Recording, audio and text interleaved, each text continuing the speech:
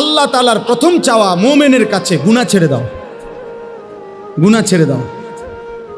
আগে গুনাহ ছাড়ো, আগে হারাম ছাড়ো, আগে নাফরমানি ছাড়ো, আল্লাহর অবাধ্যতা ছাড়ো, একটা একটা গুনাহ ছাড়ো। এবার গুনাহ ছাড়লেই আল্লাহর কসম রব্বুল আলামিন কলিজার ভিতরে ইবাদতের জজবা, মহব্বত, আগ্রহ আল্লাহই তৈরি করে দিন। ইন তাত্তাকুল্লাহা ইয়াজআল লাকুম ফুরকানা ওয়া ইউকাফিরু আনকুম সাইয়্যাতিকুম।